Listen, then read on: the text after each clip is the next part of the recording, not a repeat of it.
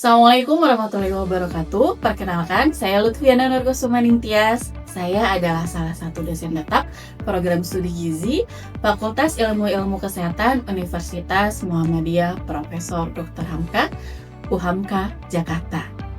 Pada kesempatan kali ini, saya akan menyampaikan video sebagai salah satu persyaratan sertifikasi dosen, yaitu pernyataan diri dosen dalam unjuk kerja Tridharma Perguruan Tinggi PDD UK TPT di bidang pengajaran pada mata kuliah yang saya ampu, yaitu survei konsumsi. Mata kuliah ini merupakan mata kuliah wajib dengan bobot 2 SKS dan diperuntukkan untuk mahasiswa semester 4. Mata kuliah survei konsumsi membahas konsep dan teori berbagai metode survei konsumsi pangan sebagai salah satu metode penilaian status gizi pada tingkat individu, rumah tangga, dan masyarakat. Capaian pembelajaran pada mata kuliah ini ada 4 aspek. Yang pertama aspek sikap, aspek pengetahuan, keterampilan umum, dan keterampilan khusus. Pada aspek sikap, mahasiswa diharapkan menjunjung tinggi nilai kemanusiaan dalam menjalankan tugas berdasarkan agama, moral, dan etika. Mahasiswa diharapkan menghargai keanekaragaman budaya, pandangan, agama, dan kepercayaan serta pendapat atau temuan orisinal orang lain. Mahasiswa diharapkan bekerja sama dan memiliki kepekaan sosial serta kepedulian terhadap masyarakat dan lingkungan. Dan mahasiswa diharapkan menjunjung sikap bertanggung jawab atas pekerjaan di bidang keahliannya secara mandiri. Selanjutnya, ada capaian pengetahuan. Mahasiswa diharapkan menguasai teori dasar ilmu gizi dan pangan, dan pengetahuan tentang pelayanan dan kewenangan ahli gizi dalam sistem kesehatan nasional dan sistem ketahanan pangan dan gizi nasional. Lalu, yang kedua, menguasai konsep integrasi Islam dalam ilmu gizi.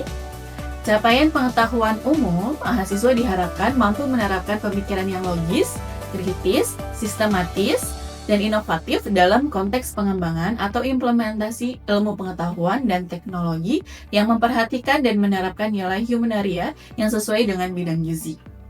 Selanjutnya, capaian keterampilan khusus, yaitu mahasiswa mampu berkomunikasi efektif dalam pelayanan konseling, edukasi gizi, dan dietetik untuk menangani masalah individu, kelompok masyarakat, yang sesuai hasil kajiannya serta mempertimbangkan implikasinya.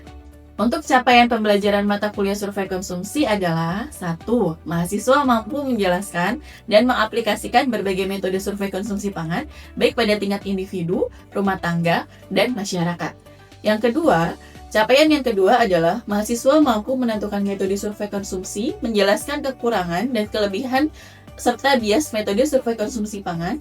Yang ketiga, mahasiswa mampu melakukan dan menilai penilaian status gizi dengan metode survei konsumsi yang sesuai. Yang keempat, mahasiswa mampu mengelola, menganalisis, dan menginterpretasikan data konsumsi pangan. Mata kuliah survei konsumsi membahas mengenai yang pertama, berbagai metode survei konsumsi, yang kedua, bias survei konsumsi, ketiga, teknik wawancara, keempat, food weighing, yang kelima, metode survei konsumsi recall 24 jam, yang keenam, metode survei konsumsi dietary diversity score atau kita sebut dengan DDS, yang ketujuh, food diary atau food record, yang ke-8, food frequency questionnaire atau FFQ, yang ke-9, semi quantitative food frequency questionnaire atau SQFFQ, yang ke-10, pedoman makanan bayi balita, yang ke-11, neraca bahan makanan, dan yang terakhir adalah hasil analisis dan interpretasi data survei konsumsi pangan. Baik, saya akan menjelaskan pembelajaran mata kuliah survei konsumsi dengan metode DIA, Delivery, Interaction, dan Assessment.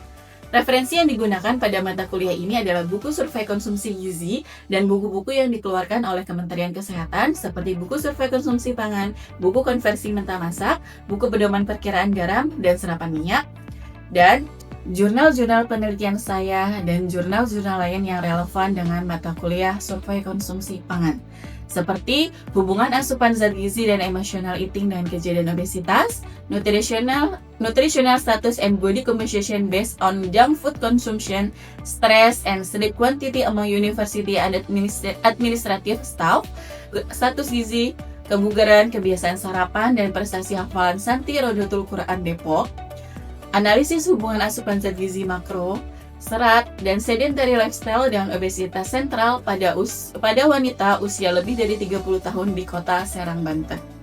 Dan beberapa pengalaman saya dalam survei nasional seperti studi diet total pada tahun 2014, survei status gizi Indonesia pada tahun 2020, 2021, dan 2024. Sistem pembelajaran pada mata kuliah ini dilakukan secara sinkronus, yaitu tatap muka di kelas atau tatap maya menggunakan media Zoom atau Google Meet. Dan asinkronus menggunakan LMS atau Learning Management System yang dimiliki oleh UHAMKA, yaitu onlinelearninguhamka.ac.id. Metode pembelajaran pada mata kuliah ini yaitu metode ceramah, diskusi, case method, praktek survei konsumsi, dan collaborative learning. Melalui tugas terstruktur baik secara individu ataupun kelompok, interaksi antar dosen dan mahasiswa dilakukan dengan dosen sebagai fasilitator di dalam kelas. Secara umum, mata kuliah ini terdiri dari 16 sesi dengan 14 sesi tatap muka, 1 sesi UTS, dan 1 sesi UAS. Rencana pembelajaran semester RPS, rencana tugas mahasiswa atau RTM, rubrik penilaian, disampaikan kepada mahasiswa saat pertemuan pada sesi pertama atau di awal perkuliahan berikut dengan kontrak perkuliahan yang sudah disepakati oleh mahasiswa. Metode penilaian pada mata kuliah ini meliputi tes dan non-tes. Untuk non-tes berupa latihan wawancara dengan berbagai metode survei konsumsi dan penyelesaian studi kasus baik secara individu maupun kelompok. Sedangkan untuk tes dibagi menjadi 1. UTS dengan bobot penilaian 25%, UAS dengan bobot penilaian 40%, tugas dengan bobot 25%, keaktifan dengan bobot 10%. Mahasiswa dinyatakan lulus mata kuliah survei konsumsi pangan dengan nilai minimal 56 atau C. Secara khusus, video pembelajaran ini akan menjelaskan perkuliahan di sesi ketiga dengan kemampuan akhir yang diharapkan yaitu mahasiswa mampu menjelaskan konsep metode survei konsumsi recall 24 jam dan mengaplikasikannya pada tingkat individu dan rumah tangga. Metode pembelajaran yang digunakan pada pertemuan ini adalah ceramah, diskusi, dan praktik recall 24 jam. Demikian informasi yang dapat saya sampaikan mengenai mata kuliah survei konsumsi pangan untuk mahasiswa semester 4 Prodi Gizi Fakultas Ilmu-Ilmu Kesehatan Universitas Muhammadiyah Profesor Dr. Hamka UHAMKA Jakarta. Berikut ini adalah cuplikan video proses pembelajaran secara sinkronus berupa pembelajaran tatap muka di dalam kelas. Terima kasih. Wassalamualaikum warahmatullahi wabarakatuh. Assalamualaikum warahmatullahi wabarakatuh. Waalaikumsalam warahmatullahi wabarakatuh. Selamat siang teman-teman semuanya. Ya. Gimana kabarnya hari ini? Alhamdulillah baik. Iya, sebelum kita masuk ke recall 24 jam, saya mau tanya dulu nih materi yang sebelumnya. Ada yang masih ingat nggak apa aja metode dari survei konsumsi? Ada yang masih ingat? Metode survei konsumsi ada berapa? 3. Yang pertama?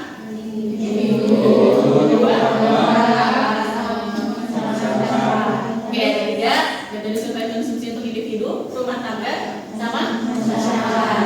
Nah, untuk yang individu, ada yang bisa menyebutkan 3 aja metode survei konsumsi apa aja? Ali, boleh tolong disebutkan? Ya, jadi untuk metode individu itu diantaranya ada recall 24 jam, terus juga ada food report sama efektif. Oke. Kalau metode survei konsumsi rumah tangga ada yang tahu? Boleh, silakan Mei. Oke, household food recall sama recall 24 jam rumah tangga. Nah, kalau metode survei konsumsi nasional biasanya yang tahu daerah tertentu, untuk provinsi, daerah atau nasional ada yang tahu? Lupa? Ayo, ada yang ingat? Apa? Neraca bahan makanan dan standar yang tetap. Oke, alhamdulillah semuanya masih ingat ya metode survei konsumsi ada 3, individu, rumah tangga, dan komunitas atau masyarakat. Tadi sudah disebutkan juga semuanya. Kita masuk sebelum kita masuk ke recall, saya mau coba tanya lagi nih. Ada yang masih ingat nggak metode survei konsumsi yang dijadikan sebagai gold standar? Boleh, silakan Nela. Kenapa food Karena ditimbang secara langsung. Karena ditimbang secara langsung. Kalau metode survei konsumsi yang lain, kenapa tidak bisa menjadi gold standar? Karena yang mengandalkan ingatan. Karena hanya mengandalkan ingatan, ya, betul sekali. Oke, kalau gitu kita langsung masuk ke metode survei konsumsi recall 24 jam. Nah, capaian pembelajarannya, mahasiswa mampu memahami dan mengaplikasikan metode survei konsumsi di tingkat individu dalam jumlah populasi yang kecil maupun besar. Apa yang kita recall 24 jam itu? Apa yang kita lakukan? Ada yang mau jawab? Yuk, siapa yang mau jawab? Nggak ada? Saya tunjuk nih. Gak ada yang tahu? Belum ada gambaran? Kemarin kan waktu di pertemuan sebelumnya udah dikasih gambar ya. Kalau recall itu contohnya ciri-cirinya seperti ini. Kayaknya dari itu bisa jawab ciri-cirinya dalam melakukan penimbangan makanan. Kalau recall itu artinya apa yang ingatan dalam 24 jam. Kalau food frekuensi dalam jangka waktu 1 bulan. Kalau recall kan asupan, food recall tujuannya untuk mengetahui atau menggali asupan apa? Asupan kemarin dan semuanya detail, artinya asupan aktual. Kalau food frekuensi kan menanyakannya dalam jangka waktu yang panjang. Berarti untuk melihat pola atau kebiasaan makan seseorang. Food frekuensi dirancang untuk memberikan deskriptif informasi kualitatif pola konsumsi pangan atau kebiasaan. Kuesioner terdiri atas daftar pangan dan kategori frekuensi penggunaan pangannya. Jadi biasanya sudah ada daftar pangannya, misalnya sehari makan nasi berapa kali, dalam 1 bulan berapa kali konsumsi sayur atau buah, seperti itu. Jadi misalnya dalam 1 hari berapa banyak asupan gula yang dikonsumsi dari minum teh, misalnya minum kopi, sekali minum teh berapa gram atau berapa sendok makan gulanya. Nah, disitu udah tergambar. Kita bisa tahu, oh responden ini dalam 1 hari konsumsi gulanya misalnya bisa melebihi dari 50 gram. Ada beberapa metode mengingat tentang pangan yang dikonsumsi pada periode 24 jam terakhir. Jadi kalau recall 24 jam itu kan kita akan menanyakan, kita sebagai peneliti atau sebagai enumerator akan menanyakan makanan yang dikonsumsi responden selama 24 jam yang lalu. Lalu gimana bertanyanya? Nah, ada beberapa metode. Yang pertama, dari waktu tengah malam sampai waktu tengah malam lagi. Tengah malam artinya jam berapa? Jam 00.01 sampai jam 23.59. Itu metode pertanyaan pertama. Metode pertanyaan yang kedua adalah dari bangun tidur sampai bangun tidur lagi. Misalnya, responden bangunnya jam 5 pagi. Artinya kita akan menanyakan makanan yang dikonsumsi responden dari jam 5 pagi kemarin sampai jam 5 pagi hari ini. Jadi udah tahu ya, metode untuk merecall 24 jam itu ada 2. Yang pertama dari jam 00 sampai 00.01 sampai 23.59. Berarti kalau misalnya kita wawancaranya hari ini, kita akan menanyakan makanan di jam 00.01 di hari ini misalnya hari Rabu. Berarti 00.01 di hari Selasa sampai jam 23.59 tadi malam.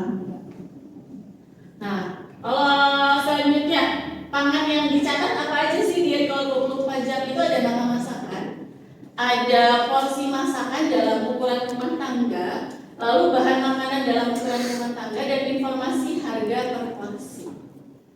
Kelemahannya apa? Yang pertama, tidak dapat menggambarkan asupan makanan sehari-hari, sangat tergantung pada daya ingat responden, dan cenderungan bagi mereka yang kurus untuk melaporkan konsumsi makanan yang lebih banyak, dan sebaliknya membutuhkan tenaga atau petugas yang terlatih dan terampil. Responden harus diberi penjelasan dan motivasi, cenderung terjadi kesalahan dalam memperkirakan ukuran. Pewawancara harus mendapat pelatihan yang baik, lalu proses tanya jawab yang terus-menerus bisa mengalahkan responden, potensi kesalahan dari frekuensi ke gram. Makanya untuk mengurangi kelemahan-kelemahan ini perlu dilakukan pelatihan kepada enumerator atau petugas yang akan mengambil. Ketika kita mau merecall, kita akan menanyakan makanannya dalam 24 jam tuh. Cara yang paling gampang pertama kita akan menanyakan dulu, tapi belum sampai bahan makanannya, jadi jenis hidangannya aja. Misalnya Kak Anya kemarin bangun jam berapa? Misalnya bangun jam 5 pagi. Apa yang dikonsumsi? Itu ditulis. Setelah setelah bangun tidur, ada aktivitasnya. Oh, habis bangun tidur misalnya langsung nyuci. Nah, waktu nyuci ada yang dikonsumsi atau tidak? Terus setelah itu ada, bisa ditulis dulu hidangannya apa. Habis nyuci, apalagi? Oh, siap mandi, siap-siap ke kampus. Sebelum ke kampus ada yang dimakan atau diminum atau tidak? Nah, lebih baik menanyakannya dengan aktivitasnya supaya nggak ada yang kelewat. Selanjutnya review kelengkapan quick list.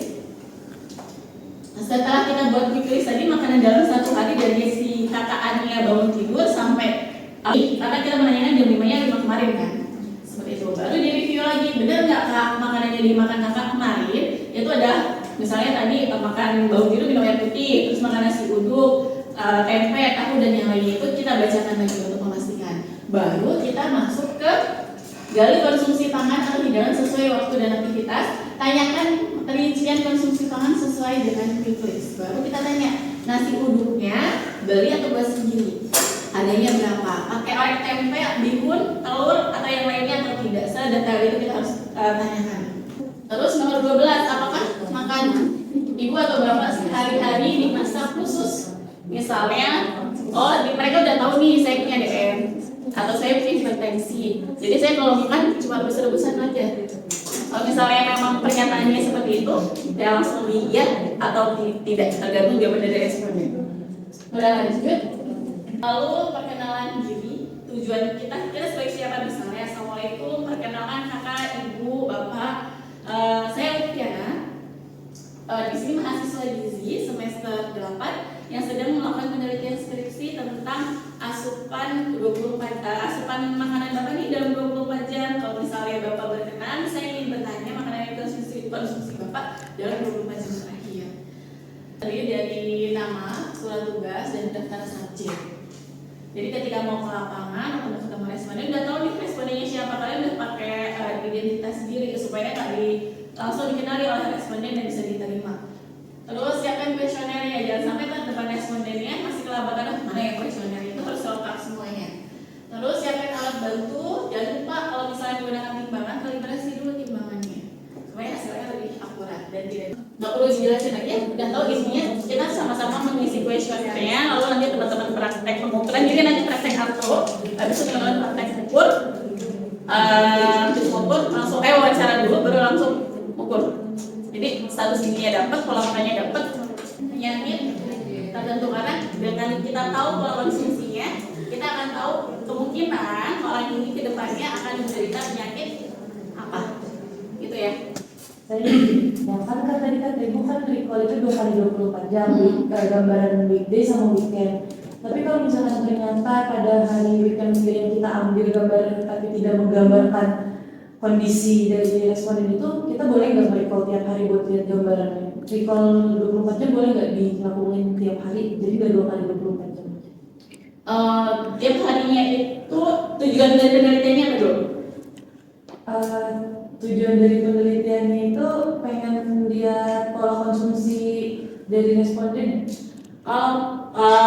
Untuk melihat pola konsumsi, metode survei konsumsi yang boleh kita coba. Maksudnya kayak gambaran asupannya. Gambaran asupannya yang Jadi biru itu. Oke, kalau misalnya tadi khawatirnya responden pas waktu kita recall weekend ternyata tidak menggambarkan asupan waktu liburan atau waktu weekend, kita tanyakan dulu aktivitas dari responden. Jadi karena kan aktivitas masyarakat kan beda-beda ya. Ada yang liburnya hari Senin, ada yang liburnya hari Selasa, ada yang liburnya hari Jumat. Jadi tanya ini, beliau atau responden tersebut liburnya hari apa? Jadi akan lebih baik kalau menanyakannya pas pada saat libur. Kita kan harapannya dengan recall 2 kali 24 jam itu tergambar asupan pada saat dia tidak beraktivitas seperti biasa dengan aktivitas biasa. Gitu. Ada lagi yang mau ditanyakan? Oke, kalau nggak ada yang ditanyakan, saya mau mereview lagi. Saya mau coba tanya. Ada yang tahu bagaimana cara melakukan recall 24 jam? Ada berapa metode? Tadi kalau ada 2. Coba siapa yang bisa menyebutkan satu metodenya aja. Cara metode merecall. Ada yang mau jawab? Saya tunjuk nih. Jangan hanya terus. Ali lagi. Oke, silakan Ali. Untuk melakukan metode di 24 jam itu bisa terdapat 2 metode. Yang pertama itu kita bisa menanyakan di 24 jam itu ketika pasien dari bangun tidur sampai pasien tidur lagi jam berapa gitu. dari bangun tidur dari waktu bangun tidurnya. Terus yang kedua itu bisa menanyakan dari awal waktu, misal dari jam 00 selesainya besoknya nanti jam 23.59. Oke, baik. Betul sekali. Terima kasih Ari. Selanjutnya saya mau tanya, alat bantu dalam ritual 24 jam itu apa aja? Boleh Vivi tolong sebutkan? Alat bantu itu ada model, terus buku foto makanan, timbangan makanan juga. Buat model, buku foto makanan, dan timbangan makanan. Baik, terima kasih. Alhamdulillah teman-teman udah paham semuanya ya. Jangan lupa tetap dipelajari. Minggu depan kita akan ketemu lagi, akan saya tanya lagi materi yang sudah saya sampaikan hari ini. Ada yang mau ditanyakan sekali lagi sebelum saya tutup? Cukup? Saya anggap teman-teman sudah paham. Jangan lupa besok ada quiz seperti biasa. Jadi tetap dipelajari materi sebelumnya. Saya tutup kelas hari ini sampai di sini. Terima kasih. Wabillahi taufiq wal hidayah. Wassalamualaikum warahmatullahi wabarakatuh. Waalaikumsalam warahmatullahi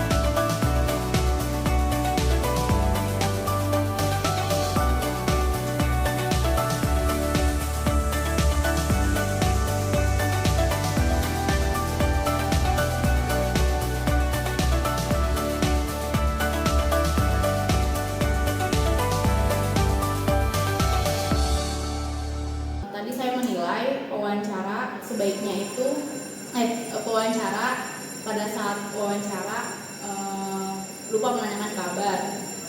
Sebaiknya tadi pas di awal perkenalan menanyakan kabar, terus apa lagi ya? Kata-katanya terlalu panjang. Halo, sebelumnya perkenalkan nama saya Nadia Zahra dari program studi gizi. Sebelumnya nama kakaknya siapa kakak? Nama aku Yasin Sayap Biarni, Dari program apa kakak? dari program studi gizi juga. Sebelumnya berarti kakak sudah tahu tentang petrikol kan? Sudah. Langsung aja ya kakak kan? Oke. Sebelumnya kalau boleh tahu kemarin kakak makannya dari jam berapa? Aku mulai makan itu dari jam 7 7 pagi. Ya. Kalau boleh tahu makannya apa kak? Aku makan kentang tapi yang direbus sama telur ayam. Terus aku makan sayur sawi yang hijau, hijau. Terus sama ayam goreng. Kalau boleh tahu kentangnya berapa? Aku pakai dua kentang tapi yang sedang, agak kecil. Ya. Habis itu makan apa lagi kakak? Saya makan risol. Risol Iya. jam berapa tuh kak? Di jam 3 sore sama teh manis es teh manis. Risol sama es teh. Itu risolnya berapa buah kakak betul? Risolnya satu. Kalau es tehnya? Es teh manisnya aku 1 cup juga, jadi 1 gelas. 7 ml berarti? Ya. Habis itu ada makan apa lagi kak? Aku lanjut ke ini sih kalau suka makan malam. Malam itu aku makan nasi, terus sayur jagung sama bayam, terus sama ada aku makan daging ayam goreng. Ya, Itu nasinya satu piring. satu piring sedang. Ya, sama porsinya pas makan siang. Lalu untuk sayurnya itu berapa kak? Sayurnya aku pakai 2 sendok makan ya, iya 2 sendok makan. Tapi itu nggak terlalu banyak. Tapi habis kak? Habis. Lalu untuk ayamnya itu berapa kak? Ayamnya aku pakai 1 potong bagian dada. Ya, 1 potong. Kita makan dengan berapa lagi kak? Udah sih kak, paling kalau mau tidur minum air putih aja. Kalau udah gitu. Terima kasih kak sebelumnya sudah menjadi responden saya. Iya, sama-sama kak. Assalamualaikum warahmatullahi wabarakatuh. Selamat sore. Waalaikumsalam warahmatullahi wabarakatuh. Selamat sore. Perkenalkan, saya Manda Zusa dari mahasiswa Sebelumnya boleh saya mengetahui nama lengkap saudari? Nama saya Rizky Dewa. Usianya berapa tahun? Saya 19 tahun. Baik. Apakah saudari bersedia meluangkan waktunya untuk wawancara Putri Polda 24 jam? Wawancara ini bertujuan untuk mengetahui makanan dan minuman yang dikonsumsi selama 24 jam terakhir, guna mengetahui asupan gizi. Semua informasi yang diberikan akan dijaga kerahasiaannya. Baik, boleh kita mulai. Lanjut di makan pagi. Makan pagi di jam 8 saya makan nasi dan juga telur dadar. Untuk nasinya berapa centong? 1 centong. Telur dadarnya berapa butir? 1 butir. Di dalam telur dadarnya itu benar-benar telur aja atau ada daun bawang? Telur aja. Apakah yang saya sebutkan sudah benar? Sudah. Tidak ada yang ingin ditambahkan? Tidak ada. Baik, wawancara Putri Call 24 jamnya telah selesai. Terima kasih atas waktu dan kerjasamanya dalam memberikan informasi yang mengenai konsumsi makanan dan minuman selama 24 jam terakhir. Data yang diperoleh akan digunakan untuk membantu penilaian asupan gizi dan akan dijaga kerahasiaannya. Mohon maaf apabila selama wawancara ada pertanyaan yang kurang berkenan. Terima kasih. Semoga sehat selalu. Wassalamualaikum warahmatullahi wabarakatuh.